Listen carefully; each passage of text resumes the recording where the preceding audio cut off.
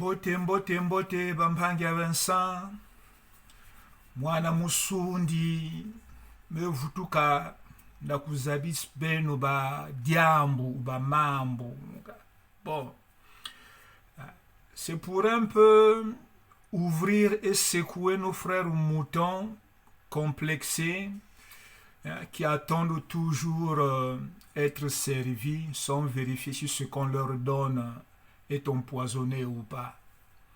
Nous allons voir ce qu'est l'archéologie. Voilà, l'archéologie. Parce qu'on nous mystifie. L'archéologie, c'est bien, mais quand on te présente un plat d'archéologie très bien garni, avant de manger, il faut d'abord vérifier ce qu'il y a dedans. Souvent, c'est indigeste. Voilà. Donc, mwana musundi, walupule, wampangala, kindamba, kibwende,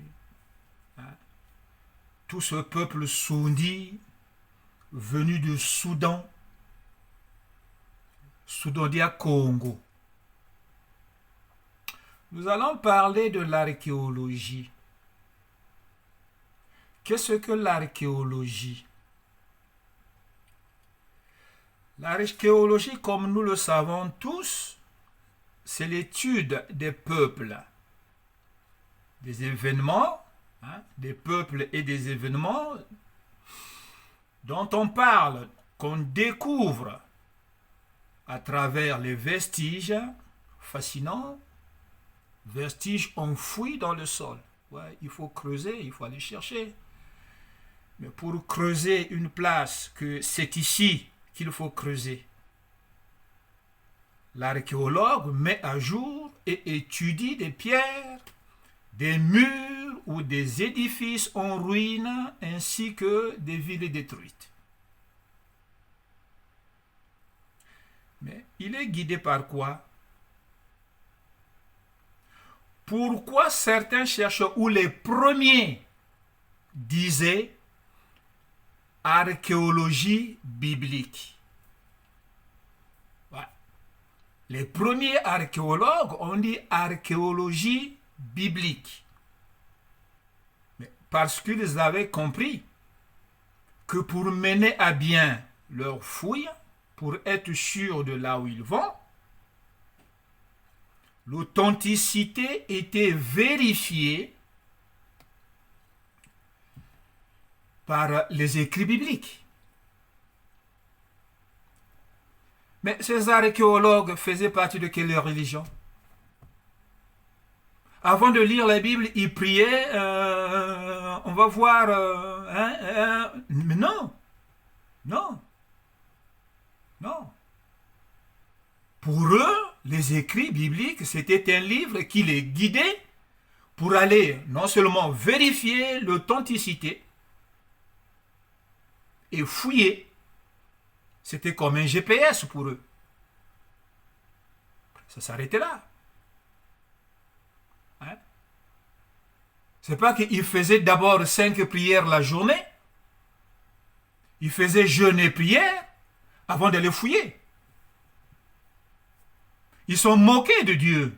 Et d'ailleurs, ils voulaient vérifier si vraiment ce que la Bible disait était réel. C'est tout. Vous comprenez?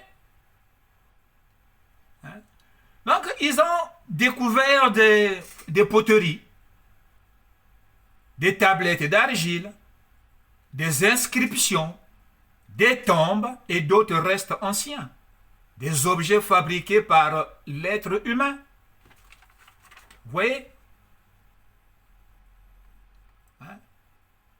Les objets fabriqués par l'être humain dont il tire. Là, je lis ce qui est écrit là. Dont il tire certains renseignements. Donc, ces études permettent souvent de mieux connaître les circonstances dans lesquelles la Bible a été écrite. Vous comprenez? Ces études permettent souvent de mieux connaître les circonstances dans lesquelles la Bible a été écrite. Donc il y a un défi. Ça, c'est le premier point. Le deuxième point qu'ils avaient compris, eux, et qu'ils ne veulent pas nous donner, c'est la raison qui poussa Dieu d'utiliser Moïse pour écrire la version authentique de l'histoire humaine. Ça, c'est le deuxième point qui est peut-être aussi plus important que le premier. Voyez-vous?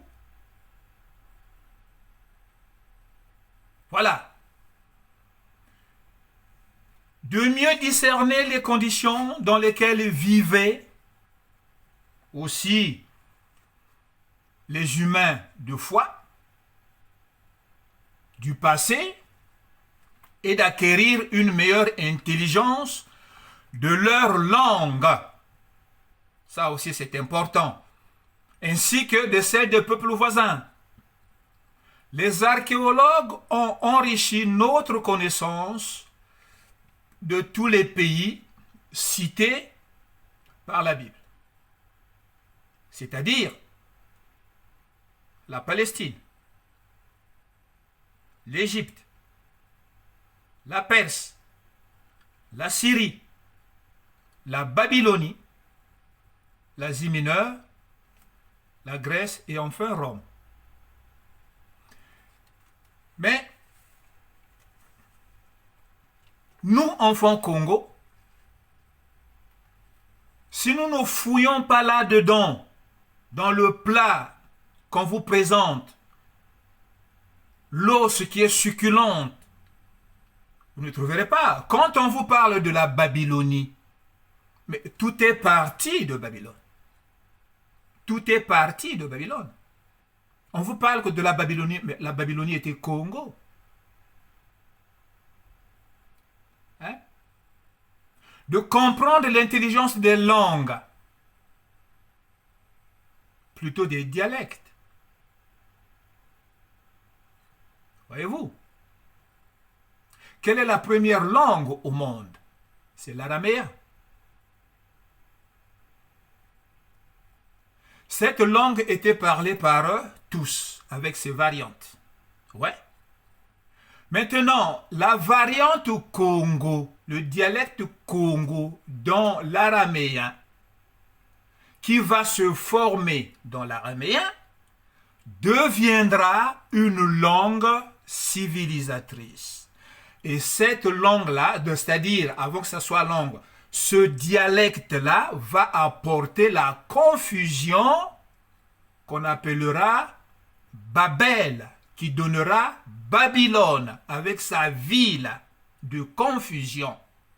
Tout est parti de là.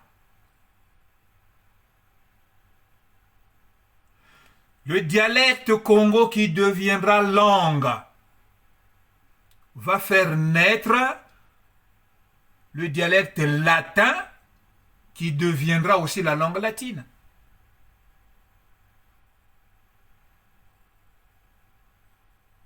Voyez-vous?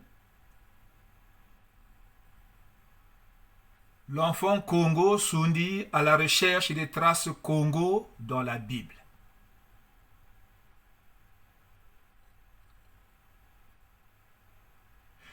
C'est pour ça que l'archéologie biblique est une science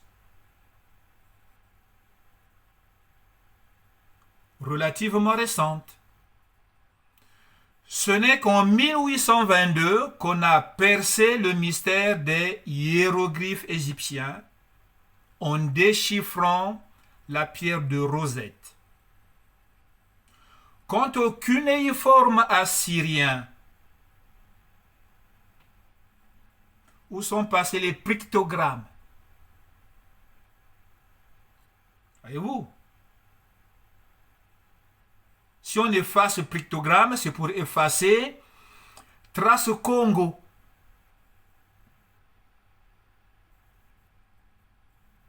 Ça, il faut bien le comprendre. Voilà.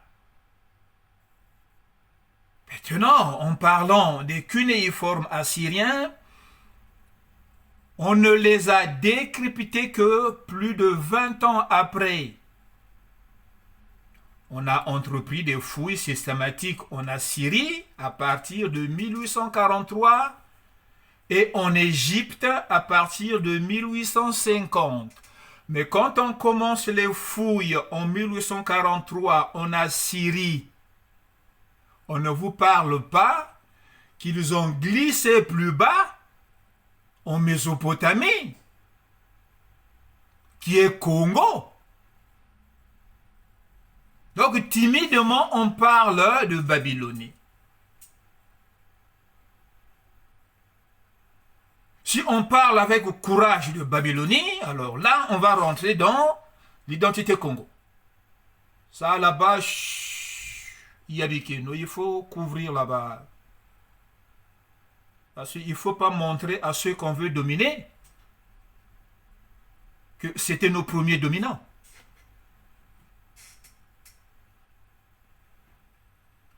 Maintenant, après là, on va rentrer dans quelques découvertes et sites majeurs. Mais il ne faut pas oublier que ces quelques découvertes et sites majeurs,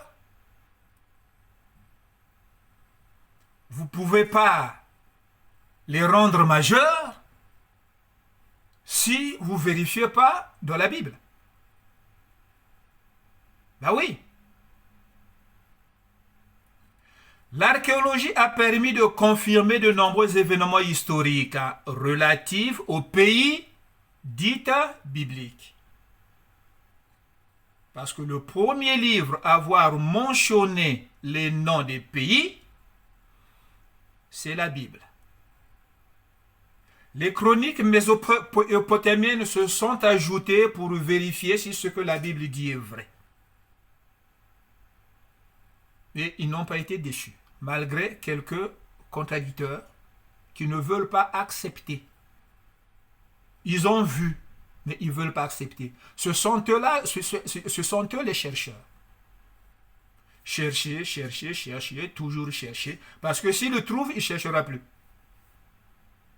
Alors il vieillira chercheur. Vous voyez? Donc, si on dit l'archéologie a permis de confirmer de nombreux événements historiques relatifs aux pays bibliques et rapportés dans l'histoire authentique des Écritures et de prouver l'authenticité de faits que les critiques modernes mettent en doute. Certains s'avouaient sceptiques par rapport à la tour de Babel, d'où est partie l'identité Congo. La tour de Babel n'est l'existence d'un roi. Voyez-vous, là-bas, on va nier l'existence d'un roi babylonien nommé Belshazzar et d'un monarque assyrien appelé Sargon. Pourtant, dont les noms seront trouvés nulle part ailleurs que dans la Bible. Jusqu'au XIXe siècle. Il critiquait d'autres données bibliques touchant à ces pays-là. Or, il a été démontré que toutes ces critiques étaient sans fondement. Oui, la Bible les guide. C'est un GPS fiable. En revanche, on a exhumé une profusion de témoignages qui concordent parfaitement avec les récits bibliques. Voyez-vous? Grâce à la Bible, ils continuent de trouver plus de vestiges encore.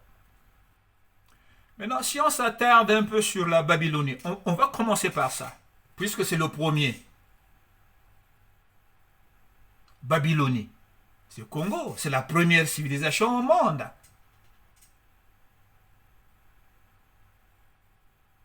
Hein? Voilà. C'est là où est partie la civilisation. Babylonie. Babylonie qui vient du mot Babylone. Babylone qui veut dire confusion. Mais confusion de quoi? Confusion de la langue universelle. Quelle était cette langue universelle? L'araméen. Le Congo à l'époque, si ça s'appelait Kikongo, mais le Kikongo vient du Congo, c'était un dialecte araméen qui finit par noyer sa mère langue araméenne et il va monter en civilisant les autres. Voilà comment est née la confusion. Voilà comment est née la civilisation. Voilà comment est né le monde. Voyez-vous? Maintenant, les fouilles effectuées dans l'ancienne ville de Babylone et à proximité ont mis à jour des sites de plusieurs ziggourats ou temples en forme de tour pyramidale à étages. Voyez-vous l'origine des pyramides?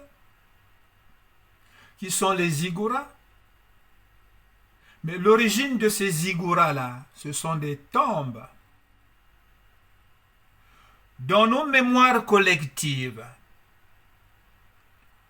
moi, ma grand-mère, m'a raconté l'origine des tombes très monticuleuses.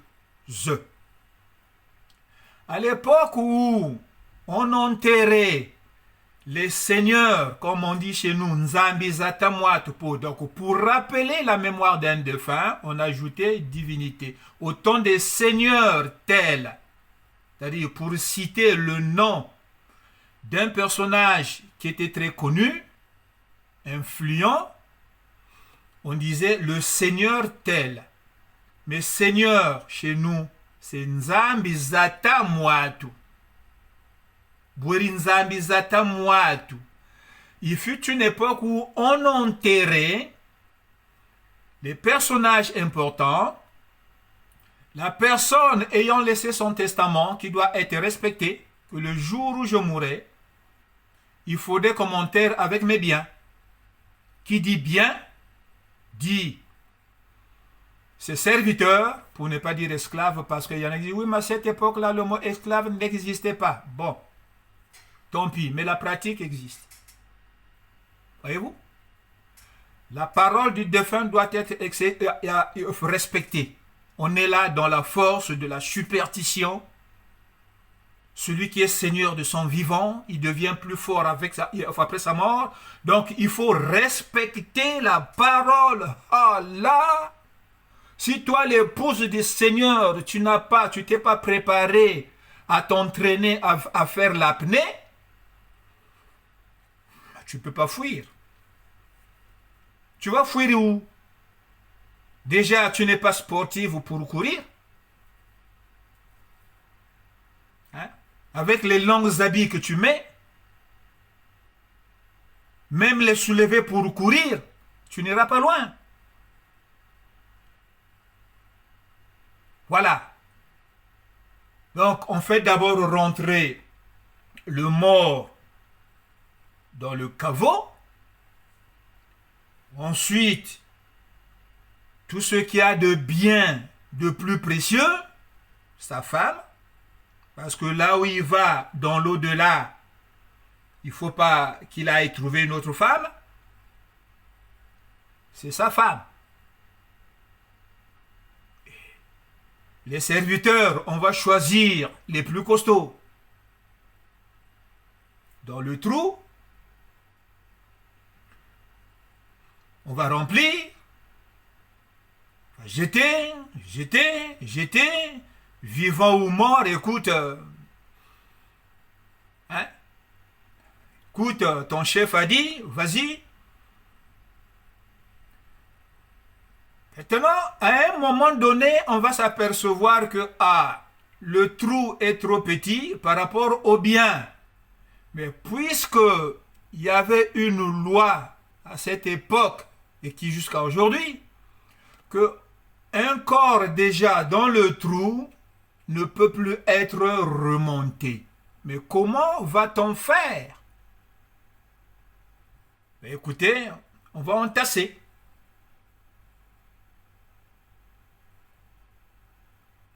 C'est pour ça qu'on disait, il y en a qui étaient enterrés vivants. Plus il y en a trop, plus le mont est volumineux. Voilà comment est né les ziggourats.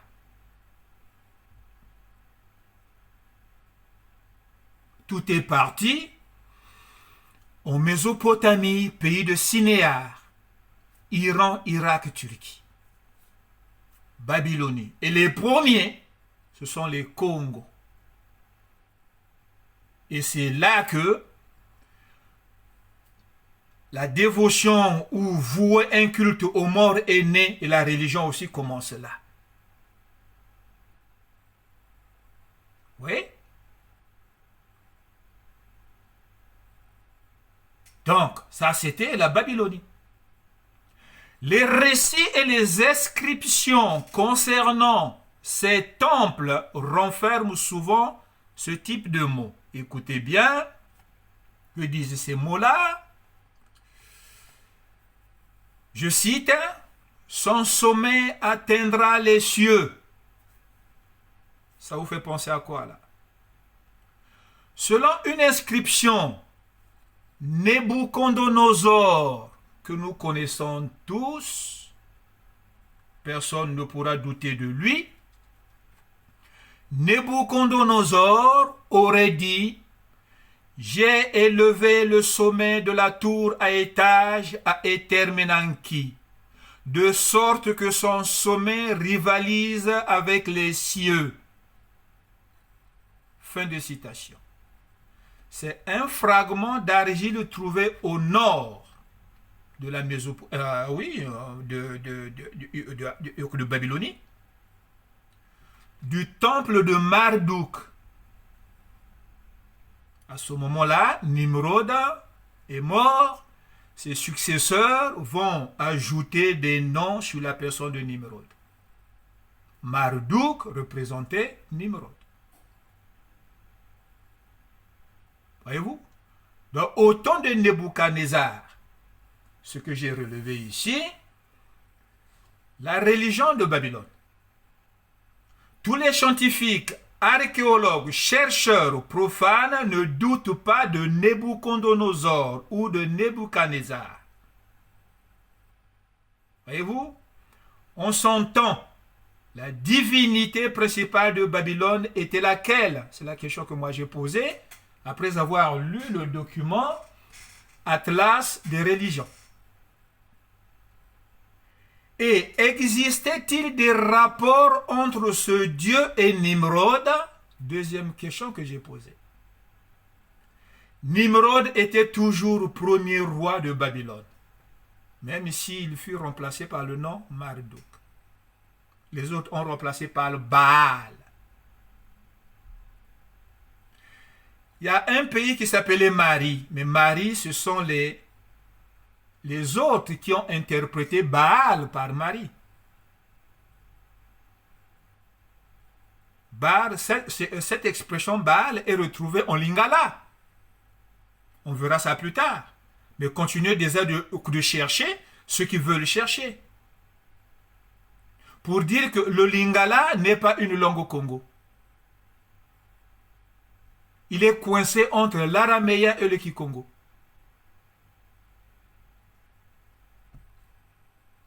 Nimrod était toujours le premier roi de Babylone. Il est le premier roi de Babylone. Voilà.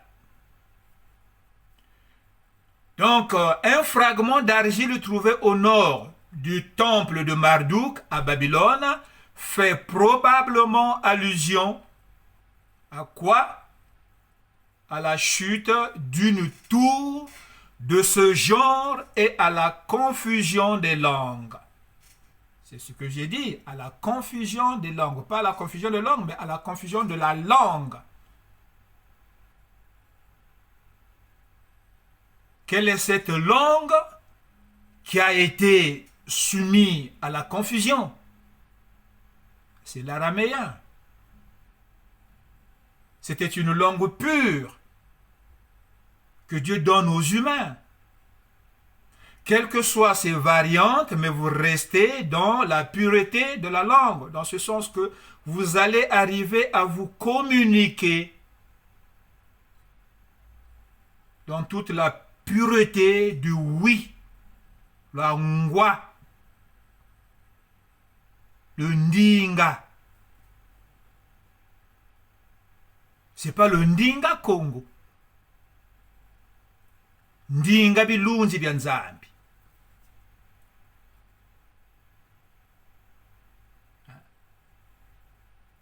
Donc, bien qu'il ne mentionne pas spécifiquement une ziggoura, voilà.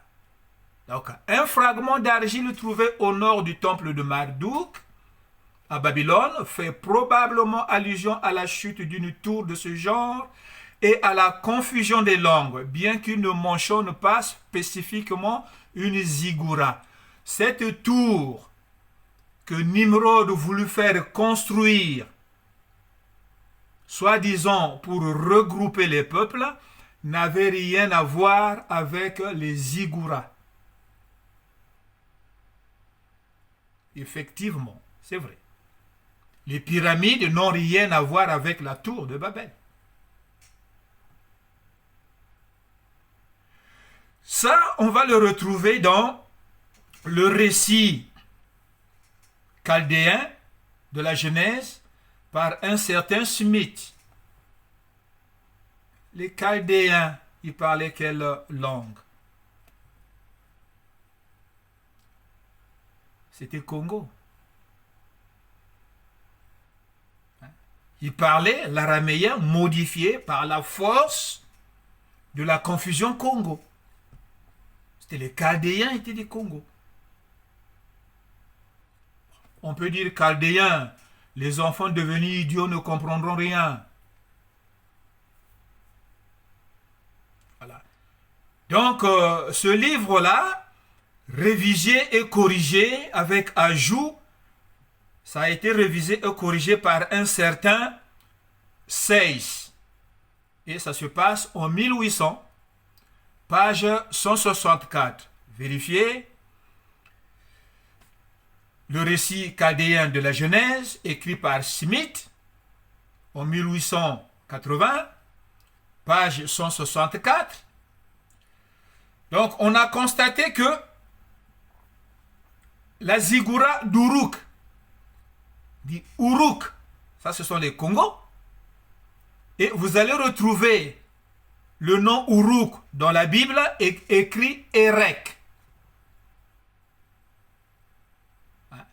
Donc la ziggoura d'Uruk avait été construite avec de l'argile. Confirmation.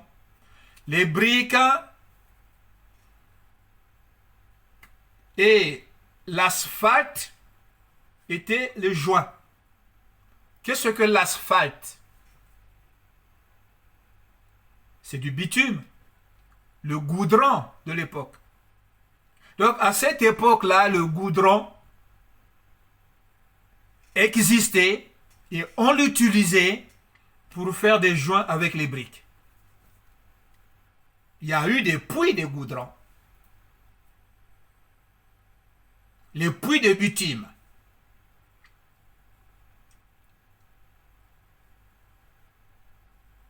Un fait relaté dans la Bible, quand Abraham pourchasse les ennemis, il y en a qui sont allés tomber dans les trous des bitumes.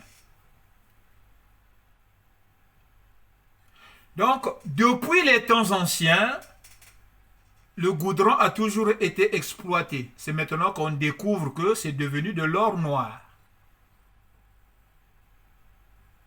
Voyez-vous? Et ce détail-là, vous allez le retrouver dans la Genèse 11, le verset 1 à 9.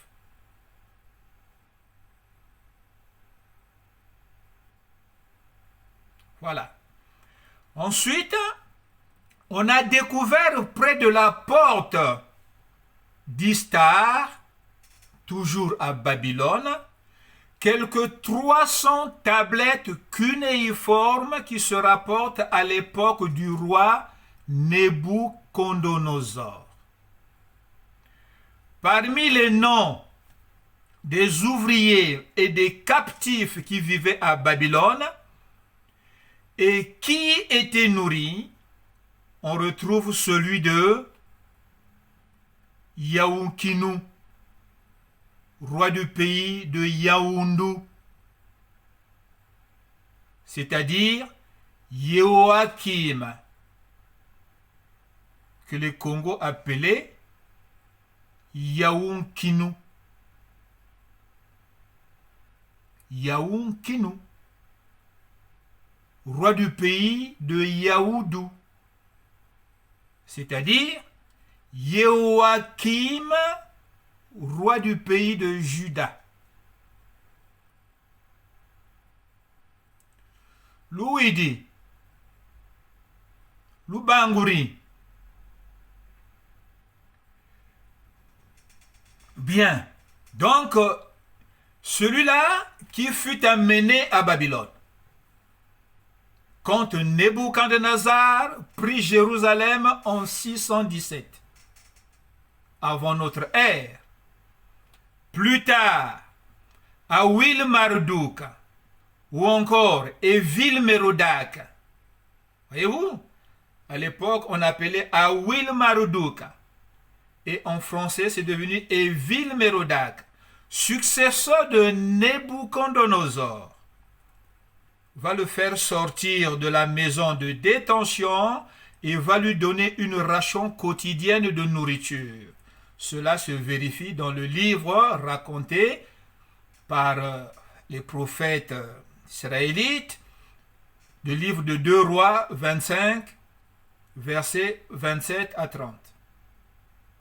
5 fils de Yehoakim sont également mentionnés sur ces tablettes retrouvées à Babylonie. Et les détails de ça, vous les retrouvez encore dans le livre de 1 Chronique, chapitre 3, versets 17 et 18. Voyez-vous? Donc, on va retrouver des preuves abondantes que Babylone, Congo, possédait un panthéon de divinités comprenant le dieu principal Marduk, qui n'avait fait que changer de nom, Nimrod. Donc, plus connu par la suite sous le nom de Bel. Voilà, on change encore le nom. Bel est le dieu Nebo, c'est toujours lui. Tous deux mentionnés dans le livre d'Isaïe, chapitre 46, versets 1 et 2. Maintenant, la plupart des renseignements recueillis sur les inscriptions de Nebuchadnezzar ont trait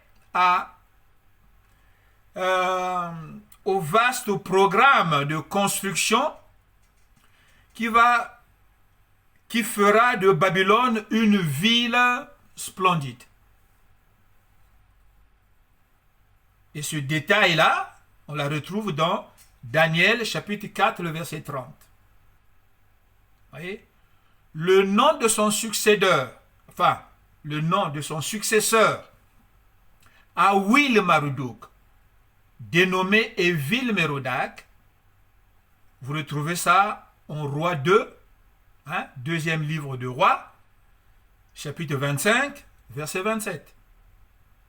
Ce nom figure sur un vase découvert où à Suse, aujourd'hui Élam, le pays des Élamites. Avant, ça s'appelait Suse. Mais Suse porte un autre nom très ancien, si vous fouillez bien dans les chroniques mésopotamiennes. Je suis très fier de ce livre-là, mais l'autre, prêter les livres, c'est pas bien. Maintenant, dans la deuxième moitié du 19e siècle, on a mis à jour près de l'actuel Bagdad. Vous connaissez là où est Bagdad? C'est où Bagdad? Vous savez bien. Bagdad, c'est la capitale de... Je ne vous aiderai pas. Donc, à Bagdad, il y a eu de nombreux cylindres et tablettes d'argile, dont la chronique maintenant célèbre de Nabonide. Toutes les objections soulevées contre le récit de Daniel chapitre 5, selon lesquelles Belshazzar régnait à Babylone, au moment de la chute de cette ville, furent balayées. Rien que par ce document. Il prouve en effet que Belshazzar, fils aîné de Nabonide, était vice-roi avec son père, et que Nabonide lui avait confié le gouvernement de Babylone à la fin de son règne. On s'est aperçu que on s'est aperçu de la même manière que Our, l'ancien lieu de résidence d'Abraham, avait été une métropole de premier plan.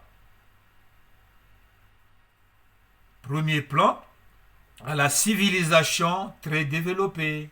Quelle civilisation? Civilisation Congo. Voilà. Donc cette ville sumérienne se situait sur la rive de l'Euphrate. Voyez-vous, j'avais fait une vidéo où je parlais que les Sumériens et les Babyloniens Congo se côtoyaient. Mais petit à petit, les Sumériens sémites ont pris la force Congo pour se hisser. Voyez. Donc, cette ville sumérienne s'est située sur la rive de l'Euphrate, non loin du golfe Persique. Les fouilles entreprises sur son emplacement par Sir Leonard Wooley ont révélé qu'elles étaient à l'apogée de sa puissance et de sa gloire quand Abraham la quitté pour se rendre en Canaan avant 1943, avant notre ère.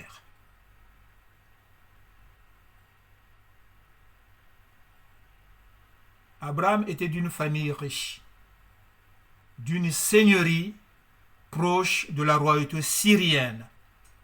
Donc, il pouvait aussi rester là-bas, dirigé comme ses parents. Mais écoutez les vidéos que j'ai faites pour faire le lien.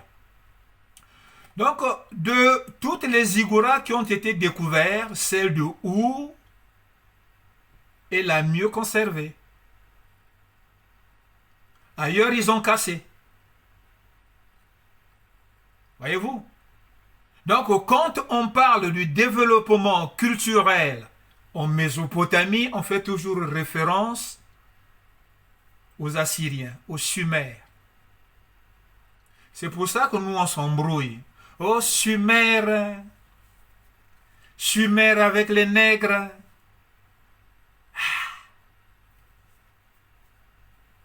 Hein? Voilà. Je répète la phrase. De toutes les ziggourats qui ont été découverts, celle de Ur est la mieux conservée des tombes royales. Voilà. Voilà. Donc de Our, on récalait de multiples objets en or et des bijoux très artistiquement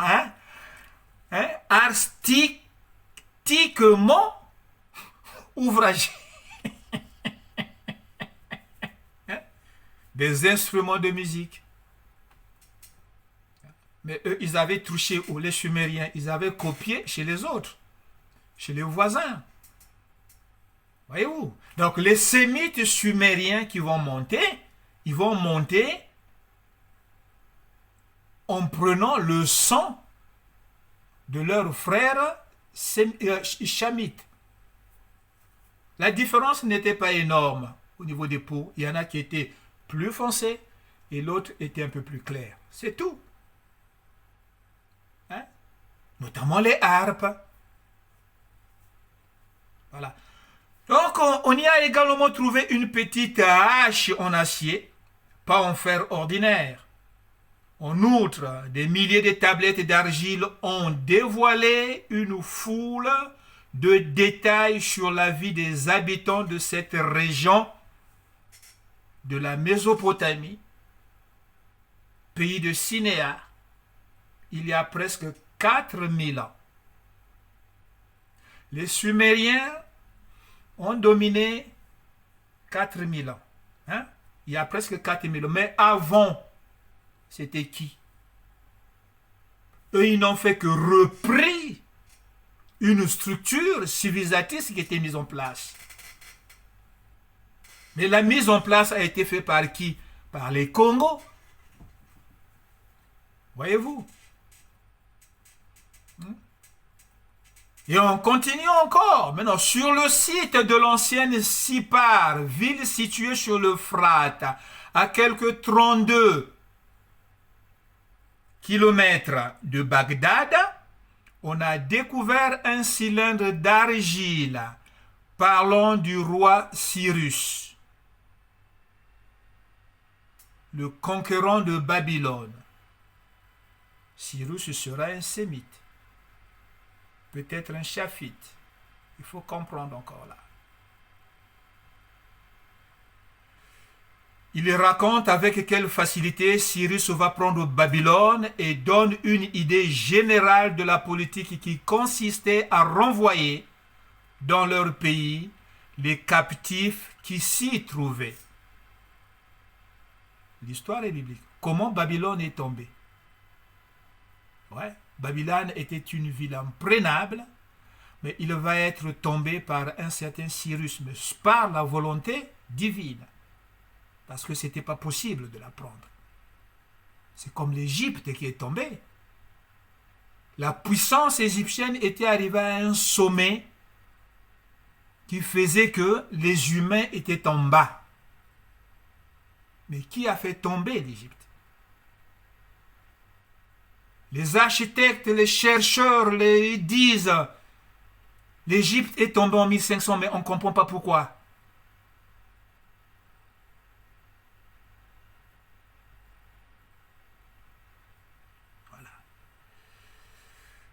Donc,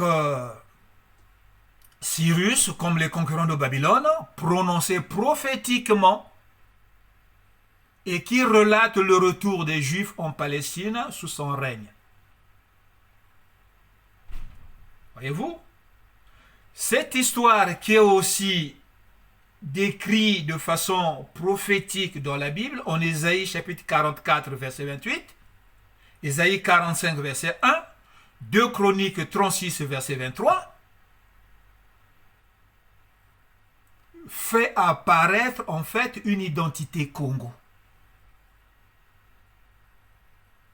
Il y a eu un bras de fer entre la puissance terrestre nimrodienne et la puissance céleste de Dieu. Donc le bras de fer en Égypte ne commence pas qu'en Égypte. C'est l'entêtement de l'esprit léopard dans l'enfant Congo qui continue de ne pas abdiquer.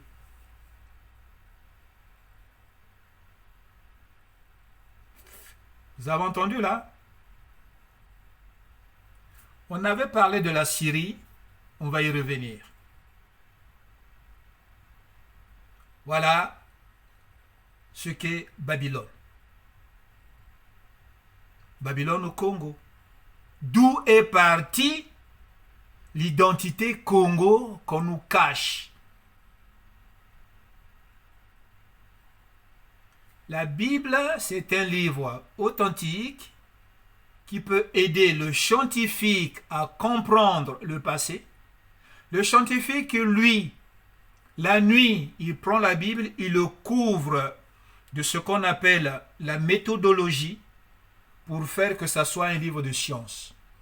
Et quand le jour apparaît, il va publier aux gens du monde la Bible, c'est un faux livre. Faux parce que ça permet de bien cacher l'identité Congo que nous cherchons tant.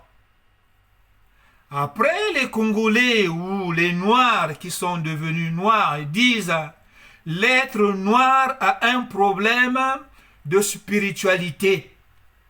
Ben oui, effectivement, on a un problème de spiritualité. Parce que nous sommes les premiers à avoir éloigné l'humanité de cette source spirituelle. C'est tout à comprendre.